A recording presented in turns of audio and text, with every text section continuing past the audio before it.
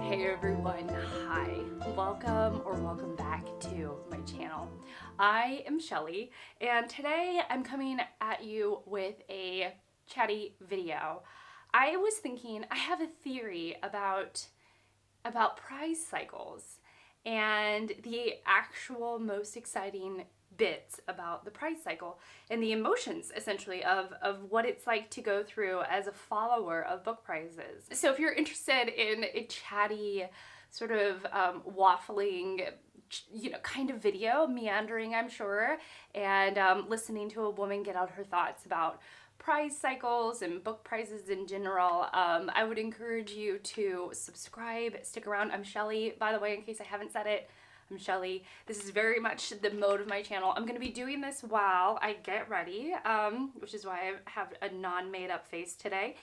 And yeah, otherwise, so yeah, if this is your thing, please subscribe, stick around, and otherwise, let's just go ahead and get into the meat of this video. So I am no stranger to the book prize cycle. I have been following book prizes with some interest for a very, very long time. And I think I forgot a mirror. And, and now that I have this channel and I have people to talk to about book prizes, people who get just as excited as I do about book prizes, it's only fueled my interest in certain prizes, and it's helped me, make some rules about the prizes. It's helped me just being around other bookish people. It's been an interesting journey. So I would say in my journey, we'll start there, I suppose. My journey with prizes is that I've always kept an eye out and revisited and gotten to know the Pulitzer Prize for Fiction, which is a very American book prize. It actually is awarded for American life. I did a whole video about my thoughts on the Pulitzer and what it means and why it gets awarded the way that it gets awarded, and so on and so forth. And I have had, for a couple of years, I've had some interest in the Women's Prize for Fiction, partly because I am a woman. I want to know what other women are doing in terms of writing and in fiction.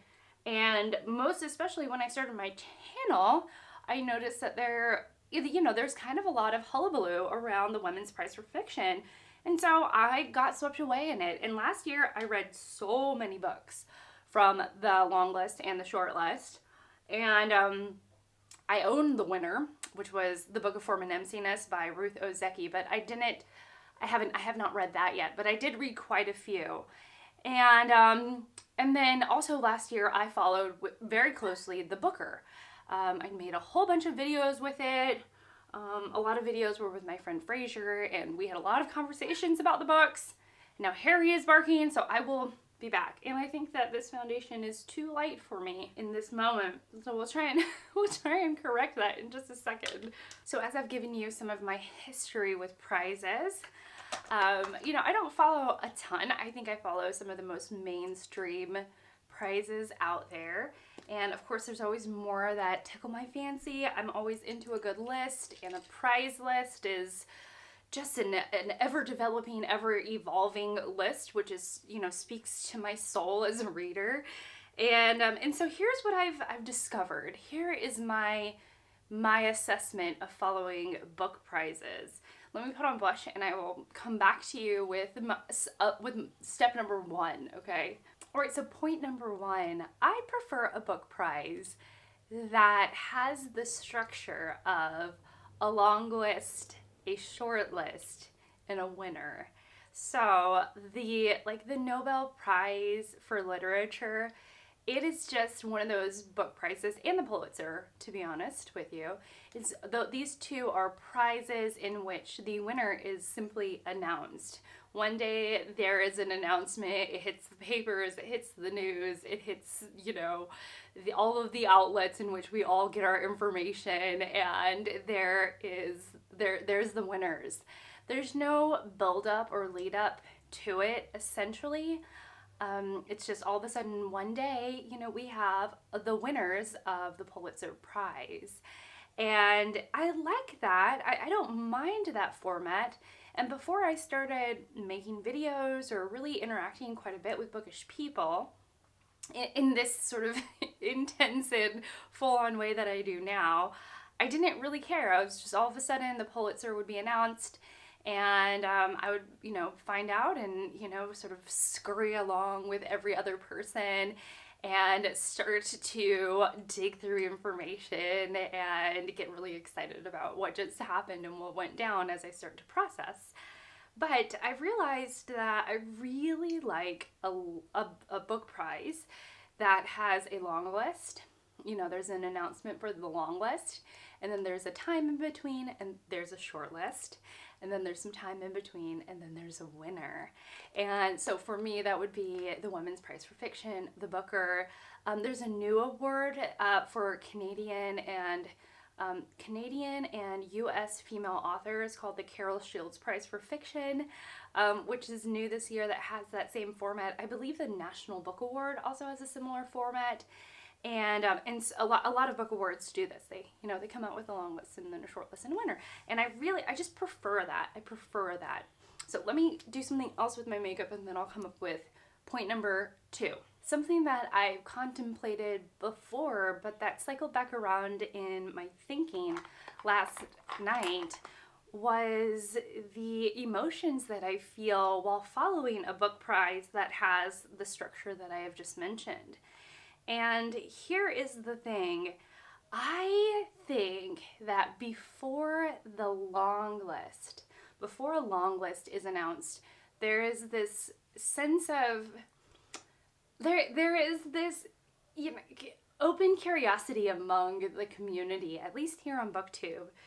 There is a lot of chatter about what is eligible for each prize.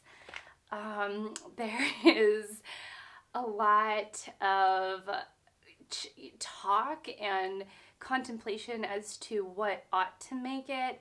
It really, I think, comes out of who reads the newest releases and who doesn't.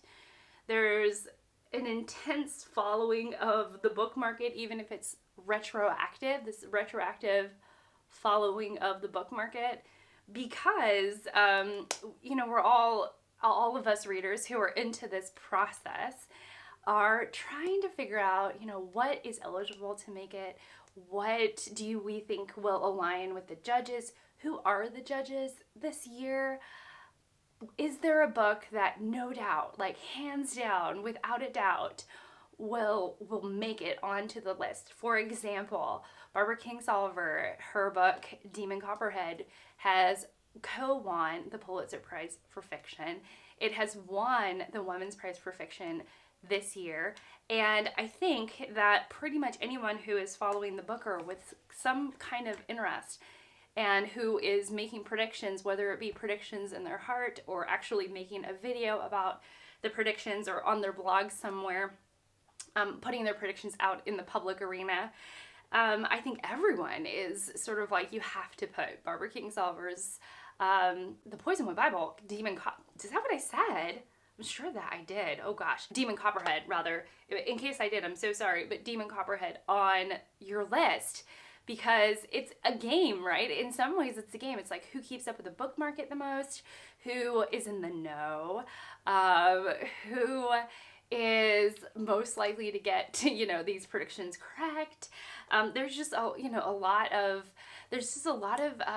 queries, and there's a sense of excitement as book prize predictions come out. I think it also says quite a bit about the person making the predictions, like what they keep up with, what type of, where they're getting their information. I think it says a lot about the predictor in a lot of ways.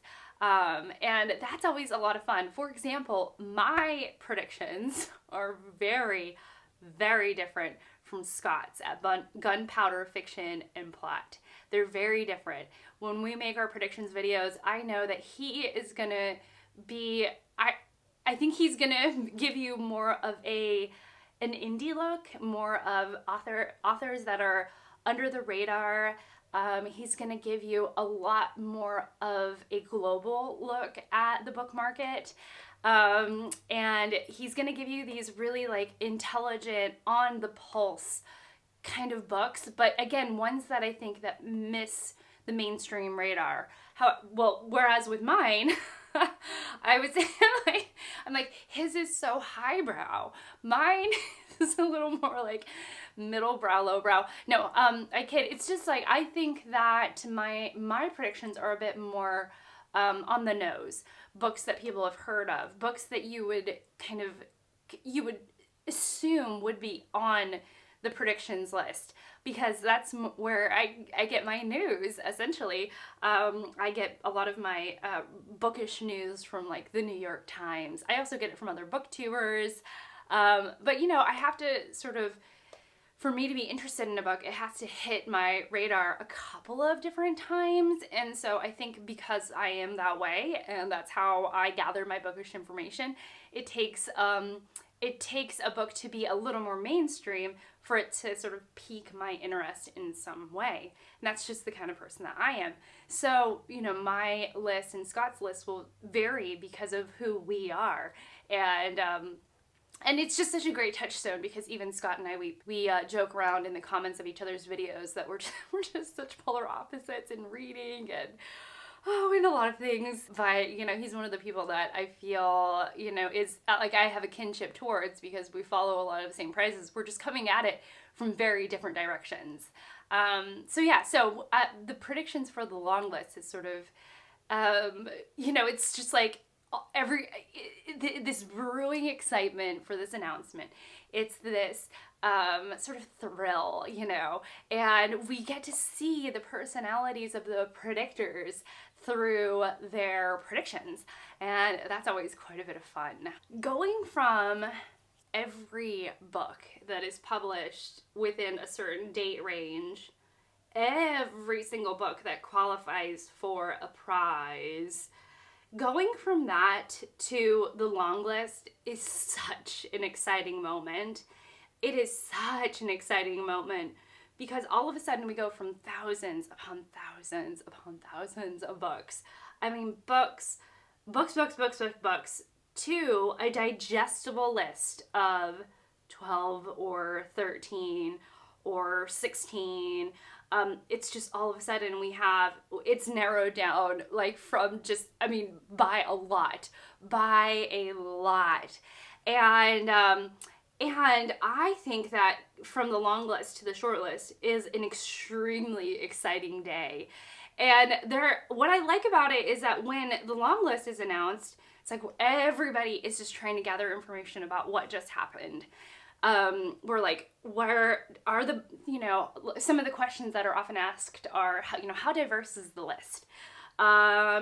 Did our predictions, were they correct? You know, how many women are on each list? You know, if it's like the Booker or the National Book Award. Was there a particular focus? Like, was there a focus on indie authors or a particular topic, like conversations or discussions on race?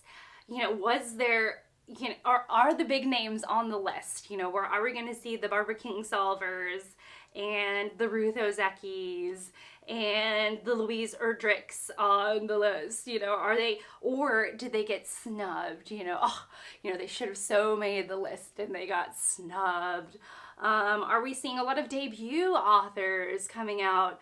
Is there a certain theme? Like, I felt like last year the Booker's theme was like structurally non-traditional literature. In terms of structure, like a lot of the books were doing something quite different. And so, you know, it's like all of a sudden, all of these questions that I think are floating underneath the surface of the predictions videos come to the forefront. Who was right, me or Scott? You know? And just like, you know, like where, you know, you're just like, it's almost like this relief and this absolute flurry of excitement to figure out what's going on. And gosh, it is so, so exciting. And then also, like, you're starting to, at least I'm very much like, okay, what am I going to read? What's calling to me? What am I interested in? And then also, on top of that, there's always, like, some weird news that comes out around this time, like when all of us readers are starting to get to know the long list a bit more. there's always like some commentary about some books on the list. I remember last year there was, oh, I forget the name of the book, but the author was like really like quite a bit, he was older, you know, very, very, I'm going to put the book here. I'm just like, I can't remember what it was, but the author was, you know, very old. Like, I mean that kindly. He had lived a long life, and it was surprising to see, you know, this book on the list or something. Or like the author is particularly young, so age comes into it. How many men versus women are there? You know, that comes up, especially with the Booker, because the Booker has a history of favoring male authors. And yeah, there's just, I mean, it's just like, you know, we can start to craft a narrative. I think that's what it is. We can start to craft a narrative about the prize and the judges and what they're trying to say this year. Whether they're trying to say something specific or they're trying to say something subversive, you know, we can start to digest what's happening. And I just love that. I think it's such a fun time. I mean, I think it's one of the best days in terms of book prizes, which is so funny. So my actual favorite day, I'm going to tell you in just a moment, which you're probably already guessing what it is, probably screaming it right now, but let me just make sure that the eye makeup is where I want it to be. So actually my thoughts about the most exciting time, which is probably controversial, but one of my favorite times, if not my favorite time for a prize, is when it goes from the long list to the short list. That is my favorite time. When it goes from the long list to the short list. And here's why. Because I feel like at that point in time, as a you know, I and as a sort of a book community, we've processed what these books are. We have processed our thoughts and feelings about the book list and about the long list. We have, you know, maybe taken some ideas about, you know, like what they were trying to do, whether it be, you know, a proliferation or a that's not the right word, an influx of debut authors or experimental literature or a literature about a specific topic or a huge variety. All of that is all kind of come out. And at that point in time, I think that opinions have formed. There are tons of opinions about what this list is and what it means. So, for example, Layleen Paul's Pod, I mean, I think it had come out that was like the most polarizing book on the long list and the short list for the Women's Prize for Fiction. But at that point, you know, in this cycle of my conversation when it was on the long list, I mean, at that point, before the short list was announced, it was so controversial. Like, there were so many opinions about that book. A lot of vicious opinions about how terrible people thought it was. Yeah, and so, you know, like that opinion had kind of come to the forefront, at least in this side of booktube, the booktube that I interact with. There was also, you know, quite a bit of chatter about, what is it, Homesick by Jennifer Croft, and how that this book was an autofiction memoir book in one version of it, and that it was like reprinted in the, and I might be getting the details of this wrong, so don't come for me, but, and then it was reprinted in the UK as a book that is now fiction, but just some things were altered. And so, you know, that was confusing, but it's like we had digested that information, you know. And that, you know, all of a sudden, you know, it's just like we have these strong opinions about the long list because we've been sitting with these 12, 13, 16, 18, you know, we've been sitting with these books, this list of books for several weeks now, and we've let them work their magic on us, and we've decided, we've had some decisions. So when the day comes, when the short list is announced, I think that is the most exciting because you have a limited amount of books to choose from, and then there are all the predictions about what the short list is going to be, and there's all this like excitement and opinions flying here, there, and everywhere. And then, you know, you get to see who's right. But instead of going from like thousands and thousands of books to 13 or 16 or, you know, however many, when going from a vast number to something that is limited, that we can count on two sets of hands, then you're going from that to something you can count on one set of hands, like one person's two hands. And that's always a really exciting moment. And to be honest, I think that's the most exciting moment, because you can see if the efforts that you've put in, if you're a reader like me, I can see if the efforts that I put in reading what I've wanted to read from the long list, if it pays off and that those books have been pushed forward, or if the judges are going in a different direction than what I had hoped they would go in, or, you know, I mean, it's just, I feel like a lot of questions are answered, and it feels like there's 6 winners, like 6, like, it goes from, like, this group to the strongest of the pack, at least what the judges are saying are the strongest, and then you can say whether, you know, you agree or not, or I can say whether I agree or not. And so that's always a really fun moment, and actually I think it's probably my favorite. And then weirdly, which here's where things diverge, in the moment, the winner for any given prize to me is kind of a dull moment. I don't know. For example, Barbara Kingsolver won for Demon Copperhead, not the Poisonwood Bible. You know, she won for Demon Copperhead, the women's prize. And I was very excited, and I shared my excitement with people behind the scenes, and I was happy for her. But at that point, at that point, I was like, you know, it doesn't matter who wins, because I've read what I wanted to read from the short list, which was, in this case, only Demon Copperhead. Oh, and The Marriage Portrait. And so it's like, I'd already read what I wanted to read from the list. And so even if something else wins, I don't think I'm going to rush out and buy it. Like, I had already had fully formed opinions about the list. And so here she is, she wins. Congratulations, Barbara. I'm so excited, as if we were friends, but I'm so excited for you, but as if she watches this video. But yeah, I mean, it was a really cool moment. But at that point, like, the fuel of my excitement has burned down to the mere embers of what's left. And, you know, and so that's something. So actually, in the moment, I'm sort of like, okay, it's also like a sad moment, because it means that this journey is over and that we have a winner and it's done. And so all the anticipation, all the questions, it's like everything is answered in that moment. And it's over.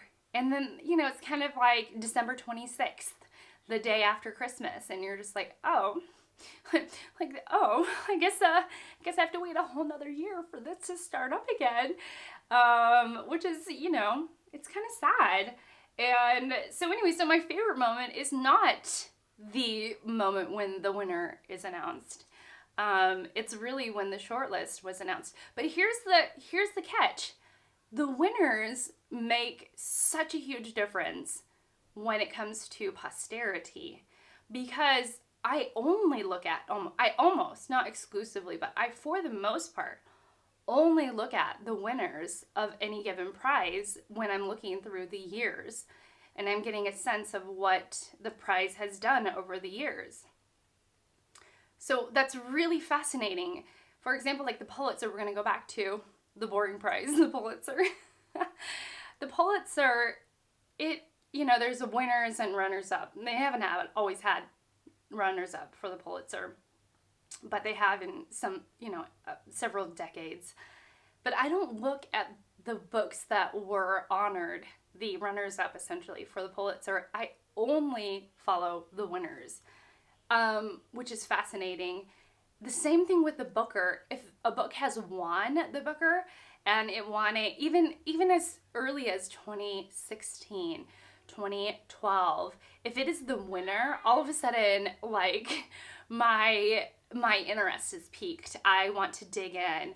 I am interested in what that book is. So it's so weird, because it's like it's flipped on its head when it comes to posterity. So in the moment, the long list and the short list announcements, to me, are the most exciting. And the winter is almost a sad day because it means that we're done, you know? But when it comes to the posterity, when it comes to the history of the prize, the winner is actually quite important.